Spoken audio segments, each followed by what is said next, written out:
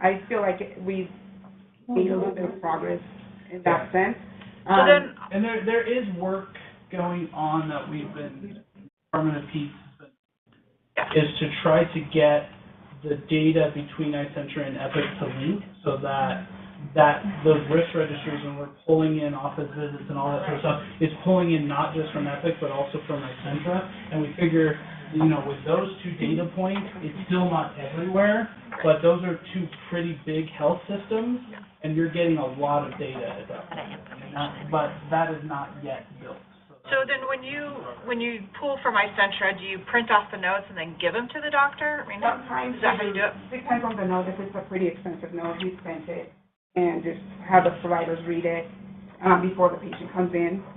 If it's something like lab records, and also print it and scan it into their file. It just depends on. Yeah. So that's the piece where we're trying to standardize that and trying to standardize. What data do we pull from those, and where do we put it? So it is still a work in progress, but we are trying to build protocols around that so that providers aren't having to read the entire report, that we can abstract the most vital information, put it in an area where they can quickly review it, where we can quickly review it in our daily huddles with them, and then streamline that process. So again, not everything I presented is finished product. Yeah. It's all stuff we're working towards achieving.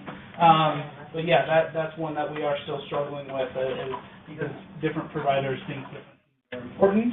And so trying to get consensus around how do we pinpoint the most important things. I'm so sorry that I have to cut Jeremy off. Jeremy, if people have questions, would it be all right for them to contact you? Okay, so we'll include Jeremy's contact information in the resources of the month. Thank you. Yes. So informative, so informative.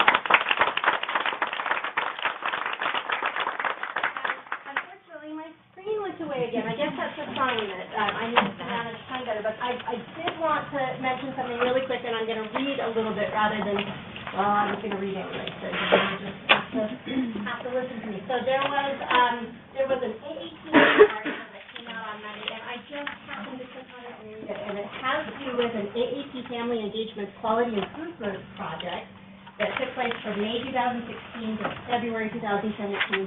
And some of pediatrics was part of it, and they were written up in this amazing AAP news article that I will attach as a PDF that we created because getting out to the actual AAP site, I think, requires a description.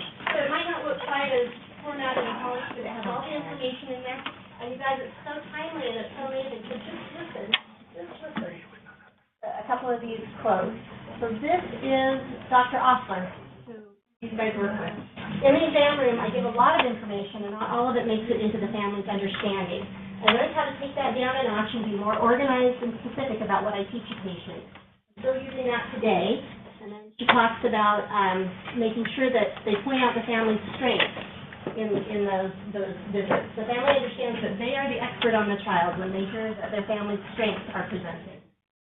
Talk about also using the teach-back method, which means that you ask the families to describe in their own words what has been explained and what they need to know or what they need. This was a really great article. It's a little bit high level, so it doesn't drill down into a lot of deep stuff, but pretty exciting stuff that you guys have been working on. And 7 other practices were a part of this as well, so there's a couple of things that are highlighted in there. There's a fantastic picture, I wish you could see, of the Summit Peds waiting room.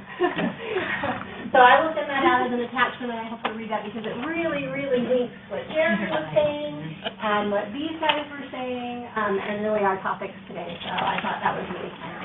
So our next meeting is on June 20th, and we are working on making that a mental health topic meeting.